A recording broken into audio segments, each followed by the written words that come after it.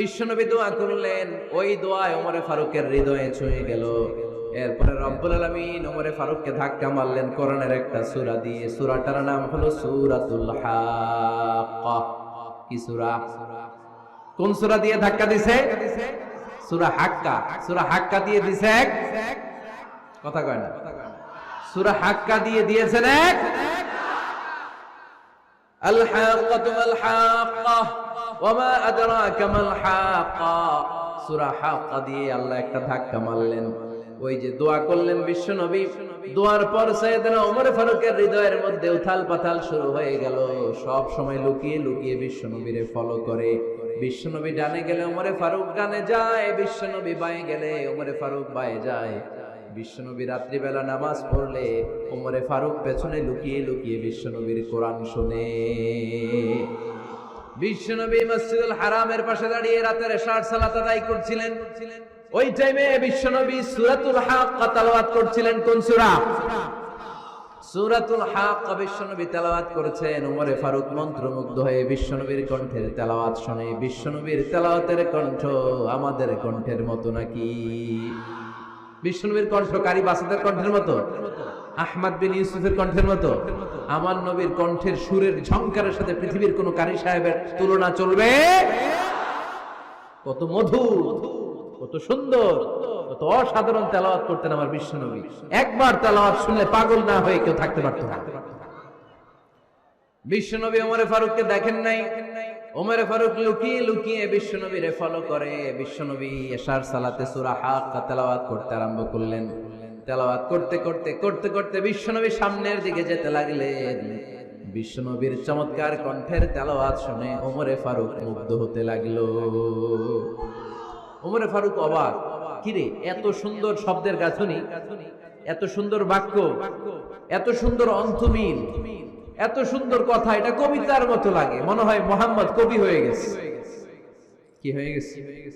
সবাই বলেন, মনে হয় মুহাম্মদ কবি হয়ে গেছে।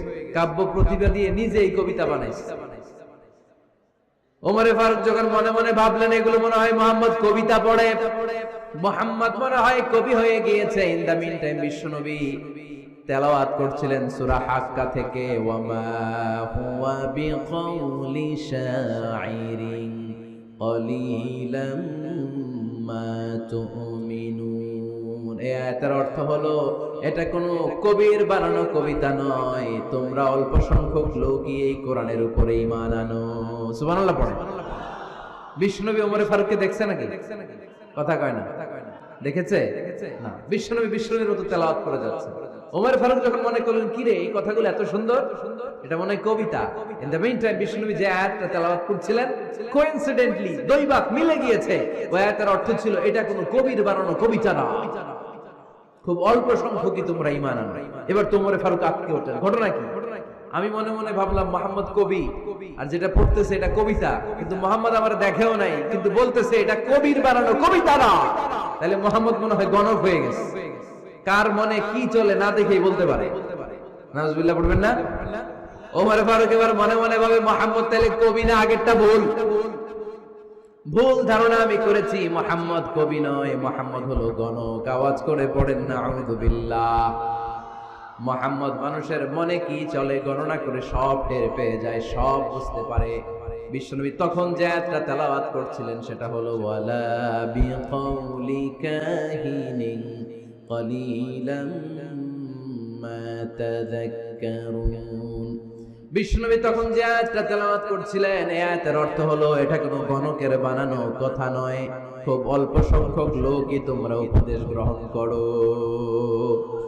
বিশ্বনবী ওমর ফারুককে দেখে? কথা কয় না। দেখে না, কিন্তু মিলে যাচ্ছে।